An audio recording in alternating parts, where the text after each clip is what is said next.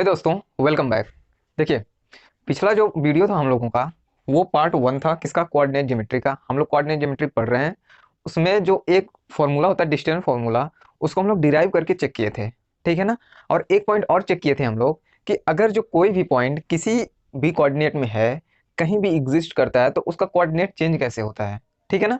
अब आज समझने वाले हैं कुछ पॉइंट ऐसे हैं जो कि क्वेश्चन सॉल्व करते टाइम ये बार बार आएंगे, और आपको हो सकता है अगर जो क्लैरिटी नहीं रहेगी तो आपको कंफ्यूज भी कर सकते हैं। ठीक है? तो इसको पहले क्लियर करते हैं। जैसे कि सर्कल का एक पॉइंट आता है। सर्कल में बोल दिया जाता है कि यहाँ पे ओ ए, ओ बी और ओ सी, समझ लीजिए सर्कल के जितने भी रेडियस होंगे वो आपस में इक्वल होंगे। ठीक है ना? और उसका जो डायमीटर है, डायमीटर मतलब व्यास, ये ए और बी, ये जो डायमीटर है ये हमेशा ही सर्कल का क्या होता है? 2 टाइम्स होता है। ठीक है ना? तो वही चीज यहाँ पे लिखे हैं कि ए बी, ओ बी और ओ सी, ओ बी, सॉरी, ओ ए, ओ बी और ओ सी जो है, इसका ए बी का क्या है? हाफ है। ए बी का क्या है? हाफ है। चाहे आप ए बी का हाफ कर दीजिए, या फिर बोल दीजिए कि आपका जो डायमीटर है, डायमीटर ये 2 इधर चला जाएगा, तो मतलब रेडियस का क्या है? 2 टाइम्स है। बस यही समझना है। अब देखिए, ऐसे ही क्वेश्चन में बोल देगा कि आपका कोई भी पॉइंट है और उसे एक्स एक्सिस पे क्या कर देगा? लिख देगा। बोलेगा कि आपका पॉइंट एक्स एक्सिस पे है।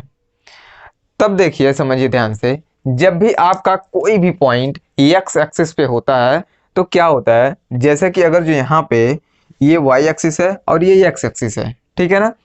अगर जो पॉइंट ए यहाँ एक्स एक्सिस पे कहीं भी है, तो वहाँ ध्यान से समझिएगा, किसी भी पॉइंट का जो पहला कोऑर्डिनेट, किसी भी पॉइंट का पहला कोऑर्डिनेट और दूसरा कोऑर्डिनेट जो होता है, पहला होता है एक्स वाला और दूसरा होता है वाई का। ठीक है? एक्स एक्सिस पे ये कहाँ पे है और वाई एक्सिस पे ये कहाँ पे है, ये होता है।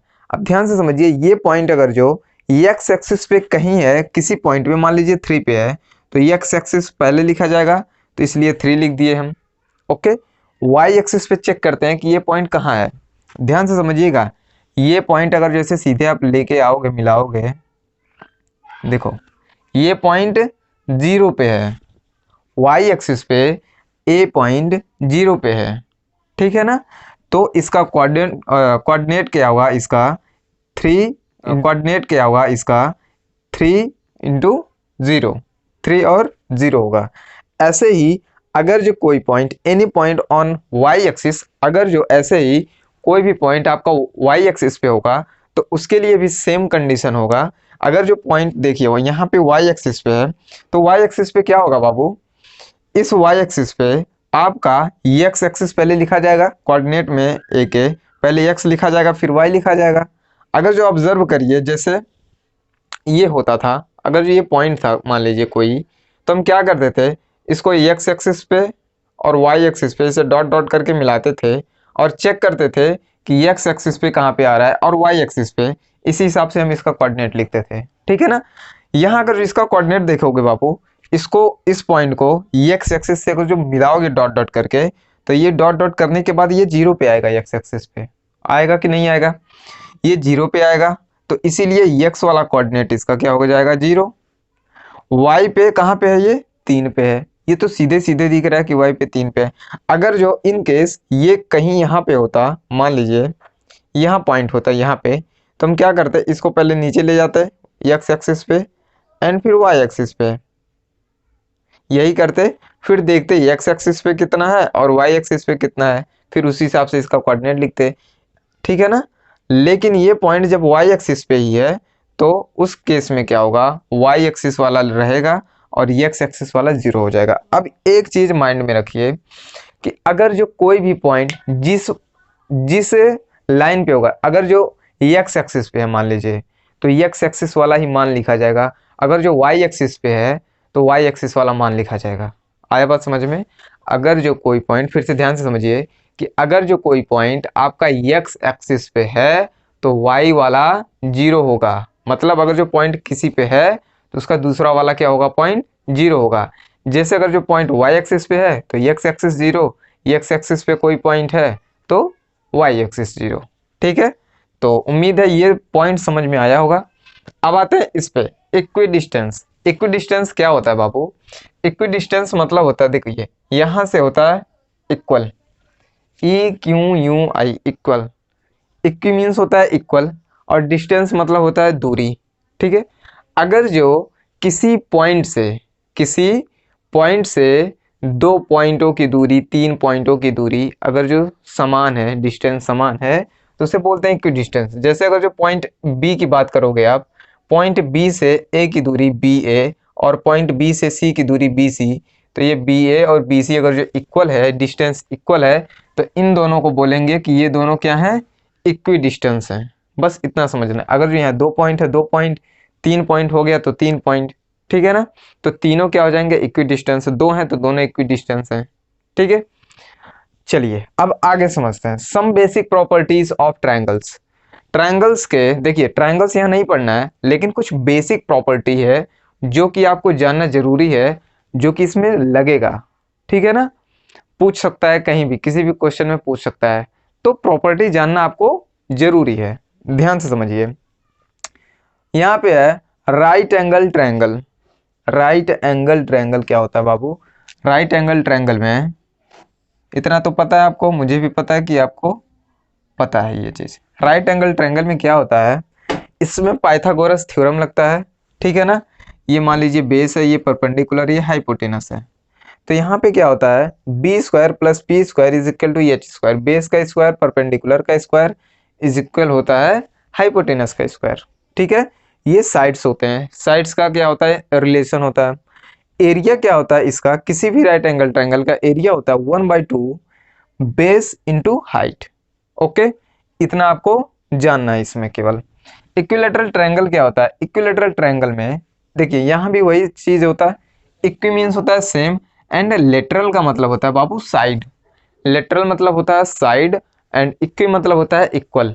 यानी कि किसी भी ट्रायंगल की अगर जो तीनों साइड्स, ठीक है ना, इक्वल रही, तो वो हो जाएगा इक्विलेटरल ट्रायंगल। देखिए, और इसका एरिया जो होता है, एरिया होता है √3/4 इंटू साइड स्क्वायर। ठीक है ना? जैसे अगर साइड 3 है तो 3 का स्क्वायर हो जाएगा। अब आते हैं आइसोसेलेस ट्रायंगल पे। आइसोसेलेस ट्रायंगल क्या होता है? अगर जो किसी भी ट्रायंगल में ओनली टू साइड्स इक्वल हैं, अगर जो 3 हुआ तो इक्विलेटरल हो जाएगा। अगर जो ओनली टू साइड्स इक्वल हैं तो उसे बोलते हैं हम आइसोसेलेस ट्रायंगल, और इसमें ओनली टू साइड्स इक्वल होते हैं। बस आपको केवल इतना ही जानना है इसमें, बस। ठीक है ना? देखिए ये तो बात हो गई, ये तो बात हो गई some basic property of triangle की। अब कुछ देखते हैं रेक्टेंगल्स की, जो टाइप ऑफ रेक्टेंगल्स हैं उसके बेसिक प्रॉपर्टी चेक कर लेते हैं, क्योंकि वहां से भी क्वेश्चन पूछे जाते हैं। ठीक है ना? देखिए अब देखते हैं कुछ बेसिक प्रॉपर्टीज ऑफ क्वाड्रिलेटरल। ठीक है ना? क्वाड्रिलेटरल के कुछ बेसिक प्रॉपर्टीज होते हैं, उनको जानना बहुत ज़्यादा जरूरी है, क्योंकि क्वेश्चन में इनसे भी रिलेटेड क्वेश्चन पूछे जाते हैं। देखिए जैसे एक है आपका रेक्टेंगल। रेक्टेंगल क्या होता है, पहले इसको समझते हैं। रेक्टेंगल जो होता है आपका, देखिए रेक्टेंगल में होता है कि two opposite sides are equal. ठीक है ना? इसमें बाबू होता है आपका अपोजिट साइड इक्वल होता है। यहाँ कितना 90 होता है चारों साइड में। ओके, इसमें टू अपोजिट साइड्स क्या होता है? इक्वल। एंड इसके जो डायगोनल्स होते हैं ना, ये भी आपस में इक्वल होते हैं, ये ज़्यादा जरूरी है। ठीक है, साइड्स अपोजिट इक्वल होते हैं एंड डायगोनल्स दोनों इक्वल होते हैं आपस में, यानी d1 is equal to d2। Okay, and opposite sides are equal, and opposite sides are also equal. तो ये हो गया आपका रेक्टेंगल। अब स्क्वायर पे आ गए। स्क्वायर क्या होता है बाबू? स्क्वायर में होता है, रेक्टेंगल एंड स्क्वायर में ज़्यादा कोई डिफरेंस है नहीं, बस ओनली वन डिफरेंस ये है कि इसमें जो है ऑल साइड्स क्या होते हैं? इक्वल होते हैं, एंड इसके जो डायगोनल्स होते हैं ये भी क्या होते हैं? d1 is equal to d2, and all sides are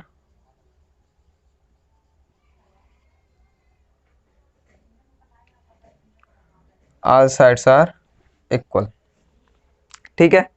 तो रेक्टेंगल में और स्क्वायर में क्या फ़र्क है? फ़र्क डिफरेंस केवल इतना है कि इसमें ओनली अपोजिट साइड्स इक्वल थे, इसमें सारे साइड्स इक्वल होते हैं। ठीक है।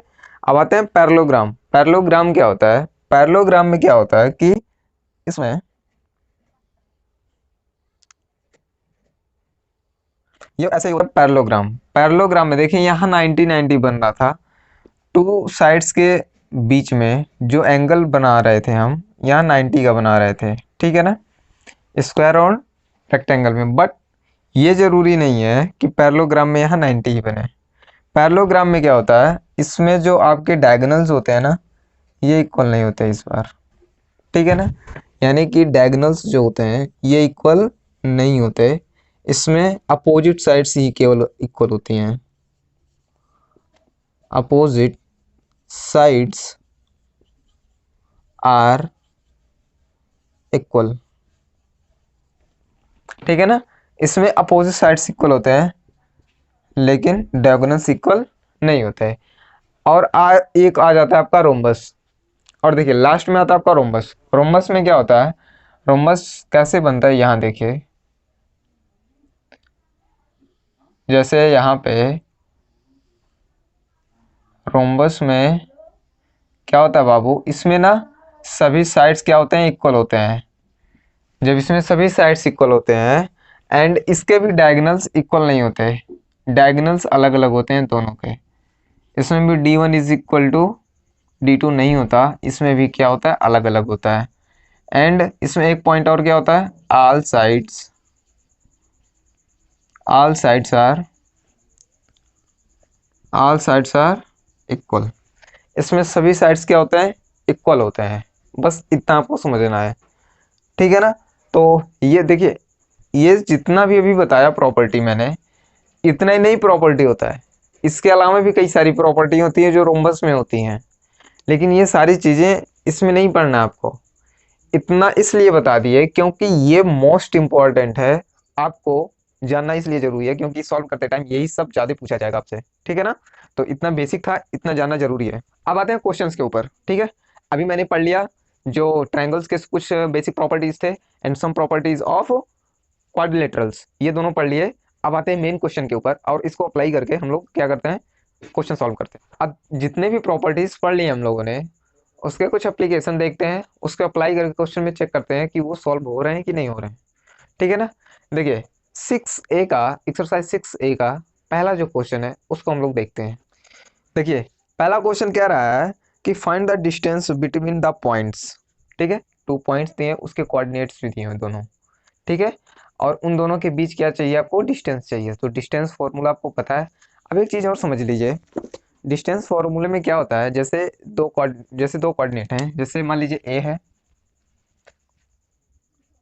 क्वेश्चन 1 की बात करेंगे अगर जो, तो जैसे पॉइंट एक ए है और इसका कोऑर्डिनेट्स क्या क्या बाबू, ए का है आपका, एक है 9 × 3 एंड बी क्या है, बी है 15 × 11।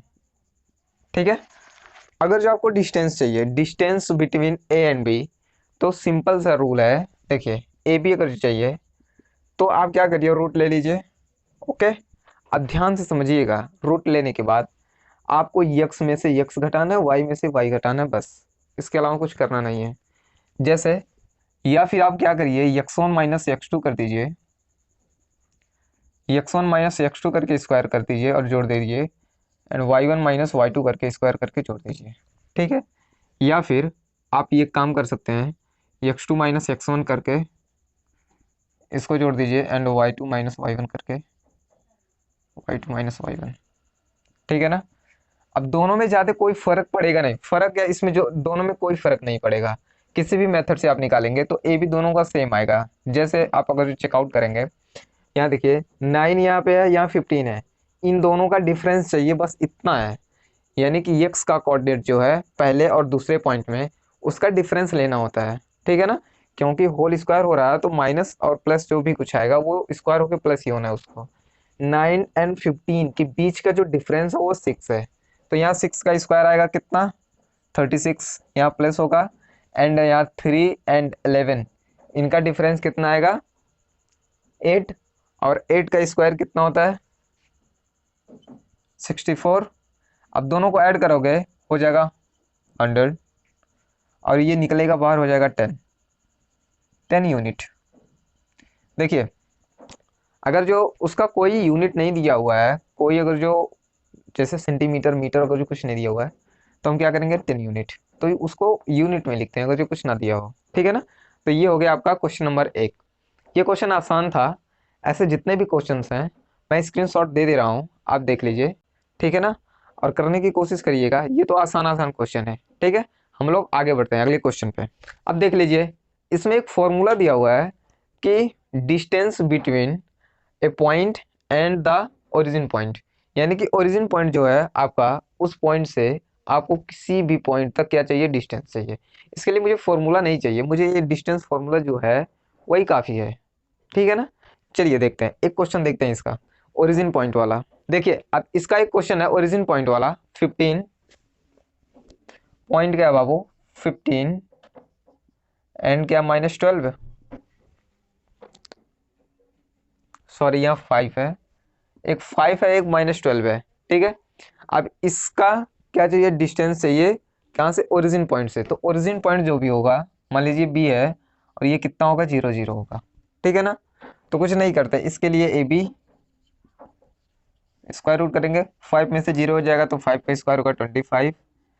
अब इसका स्क्वायर, अरे 12 में से 0 घटाइए, तो 0 में से 12 घटाइए, स्क्वायर करने के बाद 144 आएगा, एंड ये कितना आ जाएगा 169। ये इक्वल होगा कितने के, ये 13 का स्क्वायर है, ठीक है, 13 का स्क्वायर है 169, ये हो गया आपका। तो ओरिजिन का मतलब होता है 0 0, इसके अलावा कुछ भी नहीं होता, ठीक है। चलिए अब देखते हैं, दो पॉइंट्स ऐसे हैं जो नंबर्स की बजाय कुछ त्रिकोणमिति के या फिर ट्रिग्नोमेट्री के कुछ पॉइंट्स दिए हुए हैं, उसको चेकआउट करते हैं, ठीक है ना। देखिए क्वेश्चन नंबर 5 जो है ये थोड़ा सा कठिन लग रहा होगा, लेकिन कठिन है नहीं एक्चुअल में, ठीक है। चेक कर लेते हैं क्वेश्चन नंबर 5 में क्या कह रहा है।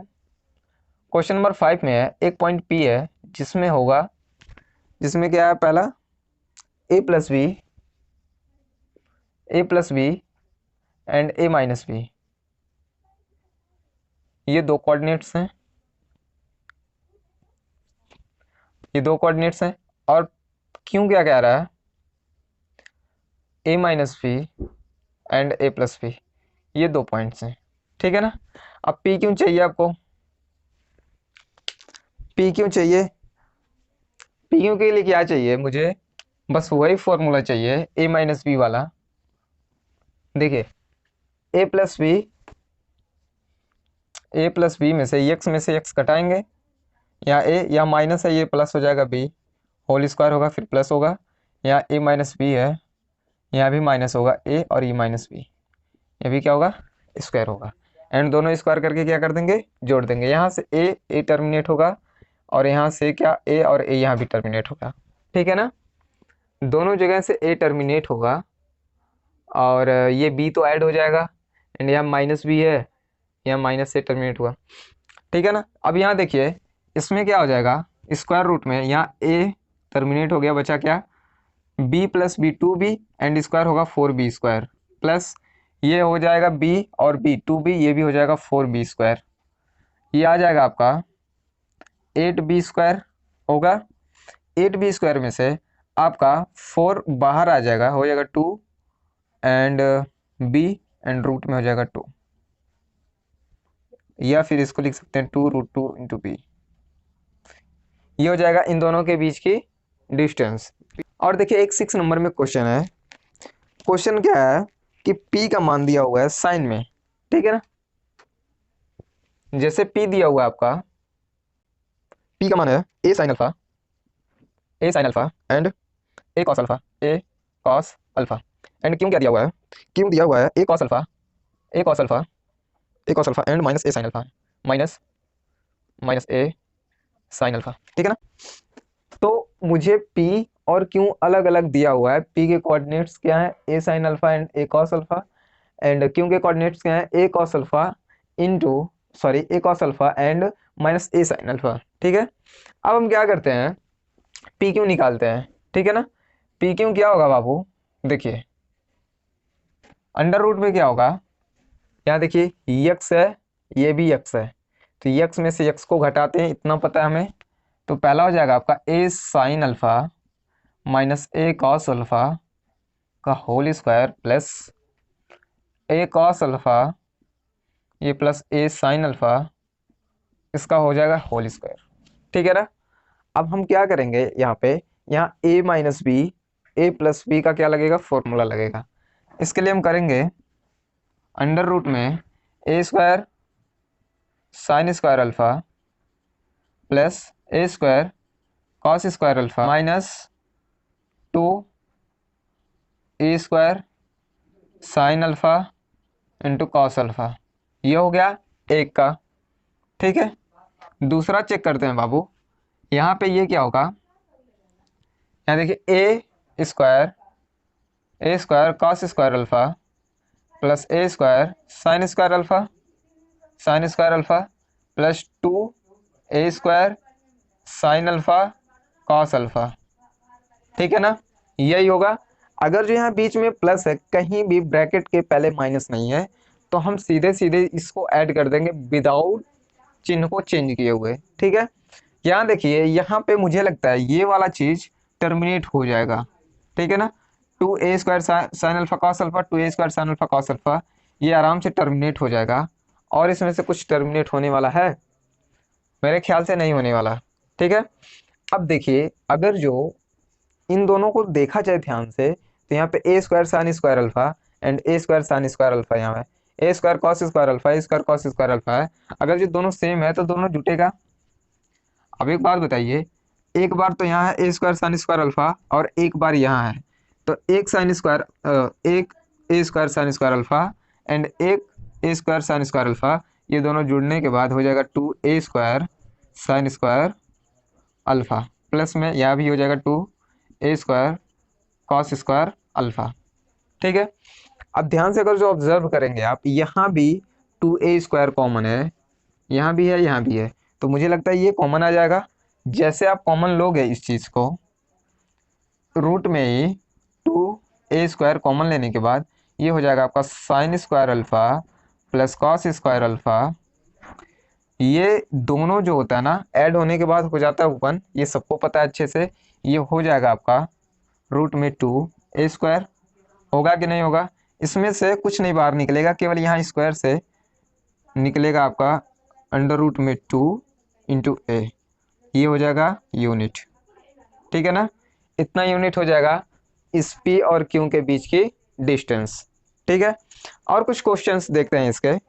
देखिए इसमें जितने भी क्वेश्चंस है ना, अगर जो आपके कंसेप्ट क्लियर है तो इसको सॉल्व करने में प्रॉब्लम नहीं होगा। कितना भी कॉम्प्लिकेट कर दे क्वेश्चन को, आप बड़े आराम से सॉल्व कर लेंगे। ठीक है ना।